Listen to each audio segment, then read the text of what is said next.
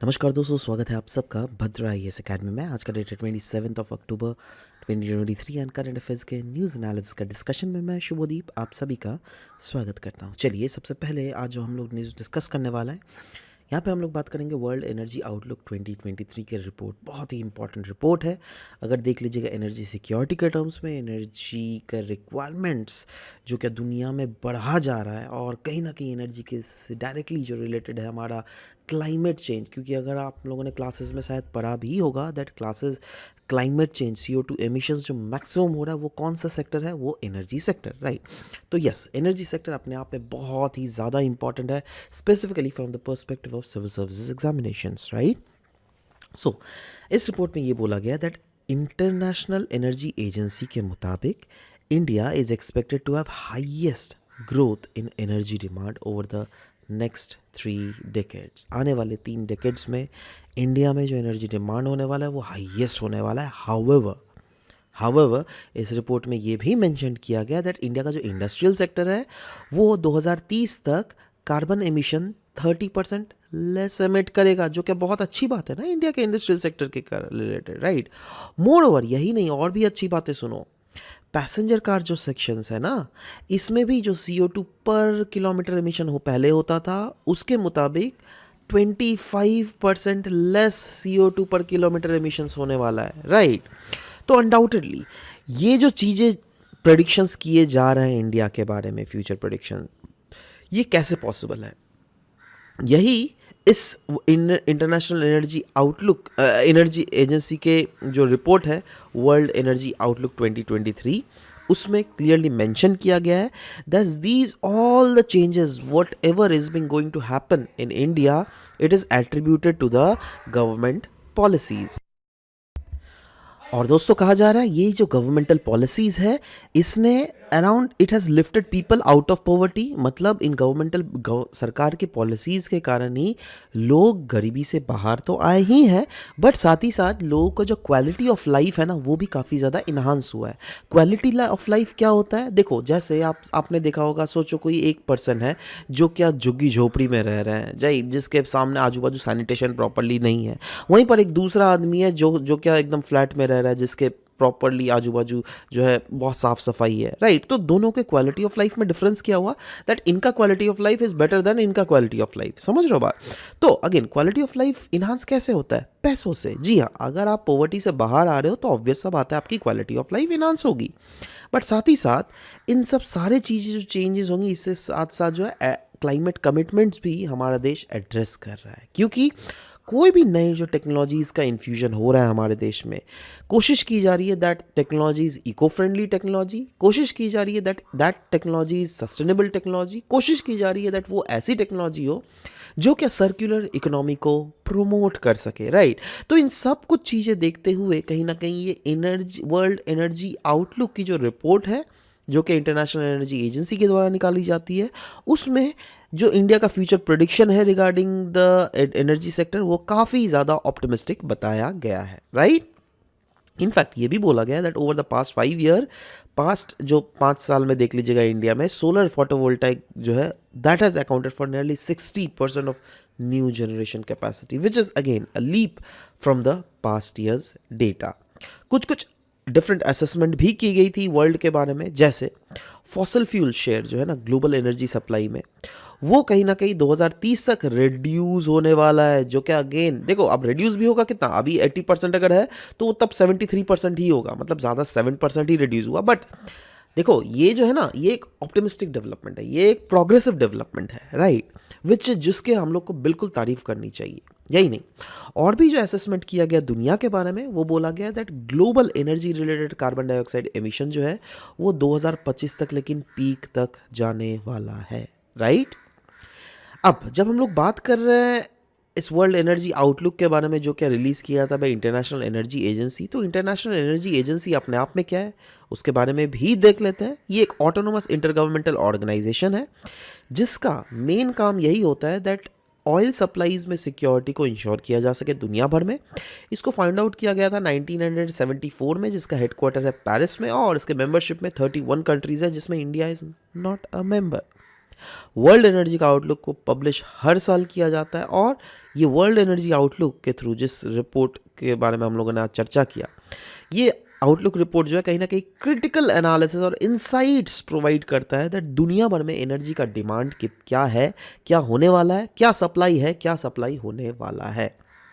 Right, next हम लोग बात करेंगे ये द हिंदू का न्यूज़, जहाँ पे QR कोड्स के बारे में कुछ बतलाया गया था। एक्चुअली देखो न्यूज़ में क्या था, पहले तो हम लोग ये डिस्कस करते हैं, उसके बाद चीज़ों को समझने में ज़्यादा आसानी होगी आपकी। QR codes on food products, ये जो food safety and standards authority of India है ना, जिसको हम लोग FSSAI बोलते हैं, इन्होंने रिकमेंड किया था दैट फूड प्रोडक्ट्स के ऊपर हमें QR कोड्स का इस्तेमाल करना चाहिए, जिससे जो है इंफॉर्मेशंस को ज़्यादा विजुअली इम्पेयर्ड इंडिविजुअल्स तक प्रॉपरली पहुंचाया जा सके। क्योंकि अब सवाल होता है दैट फूड प्रोडक्ट्स में अगर QR कोड, से फॉर एग्जांपल ये एक फूड प्रोडक्ट है ना, और उसमें एक ये QR कोड लग गया है।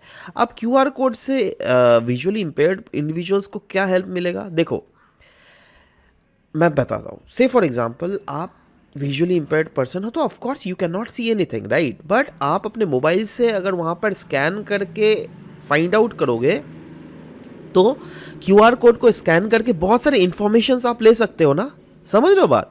तो इससे क्या हुआ दैट वो इन्फॉर्मेशंस जो है ऑटोमेटिकली आप मोबाइल से लोगे तो मोबाइल में ही आराम से बोल देगा दैट हाँ ये प्रोडक्ट है, इसका डेट ऑफ मैन्युफैक्चर ये है, डेट ऑफ एक्सपायरी ये है, राइट, समझ रहे हो बात? तो वही है QR कोड। QR कोड आप लोगों ने बहुत समय पेमेंट के समय इस्तेमाल किया ही होगा, राइट। तो QR code stands for quick response codes. ये एक 2 डायमेंशनल बार कोड है जो कि बहुत सारे इंफॉर्मेशंस को स्टोर करता है, बहुत सारे डेटाज को स्टोर करता है, जैसे वेबसाइट के लिंक को स्टोर करता है, टेक्स्ट को स्टोर करता है, कॉन्टैक्ट इन्फॉर्मेशन को स्टोर करता है, और इसको आप आराम से स्कैन कर सकते हो अपने स्मार्टफोन या फिर QR कोड रीडर के थ्रू। नाउ सवाल होता है क्या क्या बेनिफिट्स है अगर हम लोग QR कोड्स यूज़ करें तो। देखो QR कोड्स के यूज़ जो है वो सजेस्ट किया जाता है to provide comprehensive product detail, जिसमें इंग्रेडिएंट्स लो, न्यूट्रिशनल इन्फॉर्मेशंस लो, मैन्युफैक्चरिंग डेट्स, क्या क्या नहीं रहता है, राइट। और अभी जो बताया गया है ना दैट ये फूड प्रोडक्ट में QR कोड को इंक्लूड करके विजुअली इम्पेयर्ड पर्सनस को के लिए, जिससे इंफॉर्मेशंस को ज़्यादा एक्सेसिबल बनाया जा सके।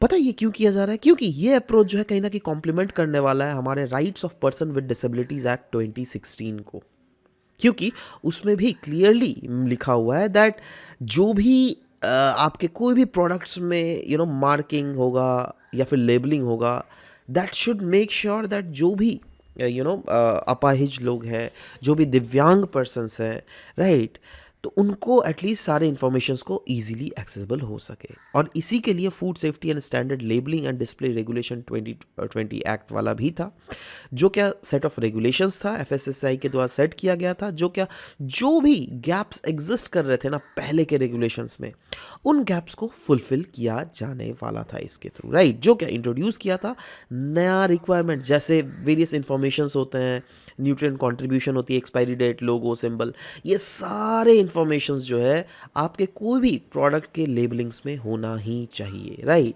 तो यही हमारा न्यूज़ है। Next is DNA and face matching system news में था। क्यों? क्योंकि इंडियन गवर्नमेंट जो है वो इम्प्लीमेंट करने वाली है DNA and face matching systems in around 1300 police station across the country.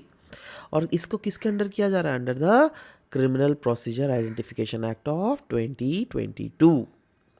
ये एक्ट कौन सा है पता है? ये एक्ट जो है ना, जो हमारे पुराने जो एक्ट था जिसको हम लोग कहते हैं प्रिजनर्स एक्ट 1920, उसको रिप्लेस कर, और पुराना एक्ट जो है अराउंड 100 ईयर ओल्ड था, उस एक्ट को रिप्लेस करके ये 2022 में एक्ट आया था जिसका नाम था criminal procedure identification act of 2022।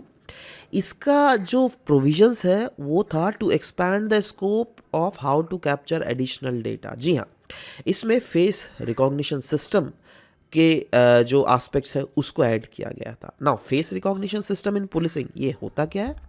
देखो ये एक ऐसा सिस्टम है जिसके तहत इजीली आइडेंटिफाई और मेजर किया जा सके फेशियल फीचर, जिससे वेरीफाई किया जा सके कोई भी इंडिविजुअल्स को एक इमेज के थ्रू या फिर एक वीडियो फ्रेम के थ्रू। और इस टाइप के फीचर्स अगर देख लो, ऐसे बात नहीं है तो नया चीज़ इंट्रोड्यूस किया जा रहा है।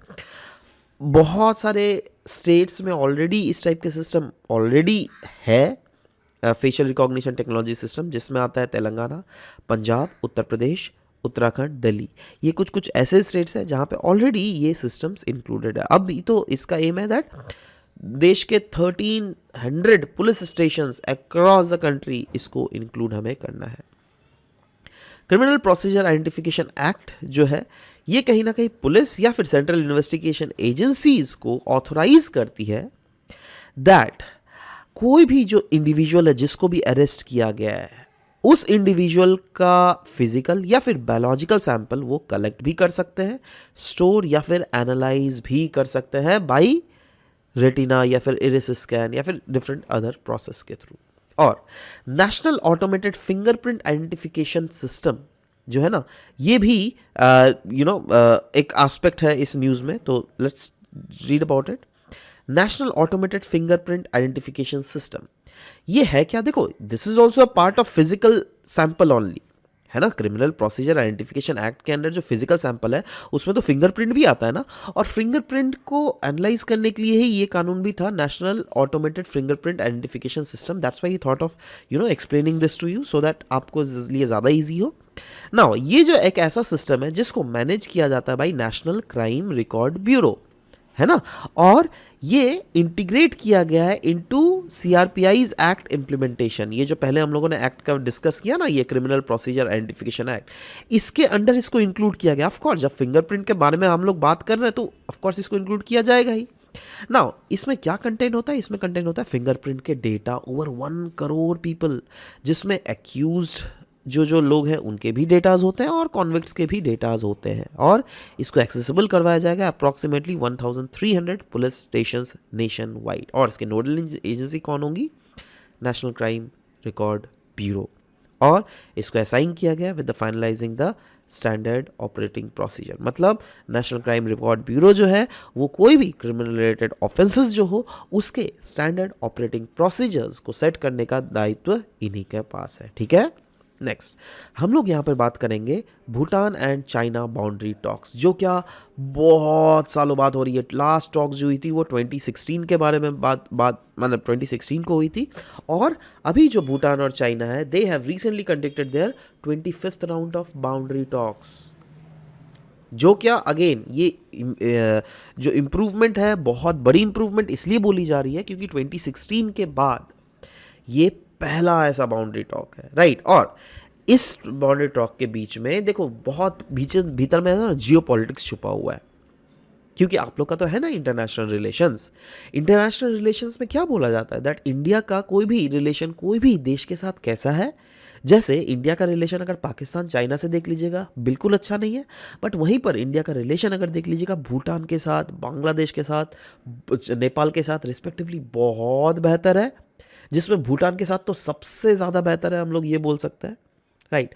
नाउ भूटान अगर देख लीजिएगा ना तो भूटान का अपना पता है कोई फॉर्मल डिप्लोमेटिक मिशंस, कोई भी यूनाइटेड नेशन सिक्योरिटी काउंसिल के परमानेंट मेंबर्स, जो 5 परमानेंट मेंबर्स है ना, जिसमें आता है यूएसए, फ्रांस, यूके, रशिया और चाइना, किन्हीं के साथ भी नहीं था, किन्हीं के साथ भी कोई भी फॉर्मल डिप्लोमेटिक मिशन नहीं है ना। तो सवाल होता है इधर भूटान के लोग या फिर बाहर से लोग भूटान में क्यों आते हैं, कैसे आते हैं? देखो वो है through the medium of India, ठीक है। मतलब आप समझो दैट इंडिया का जो इन्फ्लुएंस है कहीं ना कहीं भूटान के जियोपॉलिटिक्स के ऊपर बहुत ही ज़्यादा है, हद से ज़्यादा है, राइट। अब ये जो फॉर्मल बाउंड्री टॉक्स हो रही है ना, इससे कहीं ना कहीं भूटान का डायरेक्टली टॉक्स किसके साथ हुआ? चाइना के साथ। इसमें क्या कोई इंडियन ऑफिशियल्स इन्वॉल्व थे? नहीं, राइट। सो यस, ये एक बहुत बड़ा इंप्रूवमेंट है।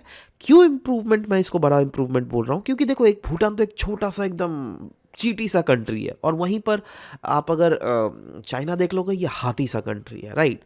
तो एक चीटी हाथी, ऑफ कोर्स कभी भी अगर निगोशिएशन टेबल में बैठेंगे तो ऑफ कोर्स हाथी को चीटी को ही ज़्यादा बेनिफिट देना पड़ेगा ना। अच्छा अब अगर देख लीजिएगा ये जो टॉक्स कैरी आउट हुए हैं, इस टॉक्स के साथ साइन किया गया एक एग्रीमेंट जिसको हम लोग बोल रहे हैं कोऑपरेशन एग्रीमेंट, जिसके साथ एस्टेब्लिश किया गया एक जॉइंट टेक्निकल टीम दोनों देशों के बीच में। और ये दोनों देशों के बीच में जो जॉइंट टेक्निकल टीम सेटअप किया गया ना, ये क्या करने वाली है आने वाले समय में भूटान और चाइना के बीच में जो बाउंड्री का डिलिमिटेशन या फिर डिमार्केशन है उसको इंश्योर करेगी, नाउ सवाल होता है दैट इन दोनों देशों में बीच में अगर डिस्प्यूट है भी तो क्या डिस्प्यूट है।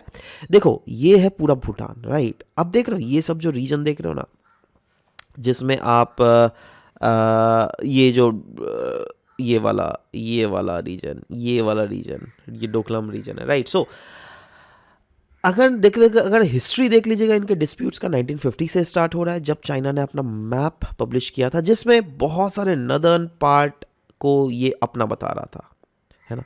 मतलब China claims parts of Bhutan including the strategic Doklam region as well and different other regions भी ये डिमांड कर रही थी। बट यस अभी जो कहा जा रहा है दैट ये जॉइंट टेक्निकल टीम बैठेगी तो शायद ये डिलिमिटेशन या फिर डिमार्केशन जो है प्रॉपर वे में हो जाए, जिससे भूटान को फ्यूचर में कोई प्रॉब्लम ना हो चाइना के थ्रू, राइट।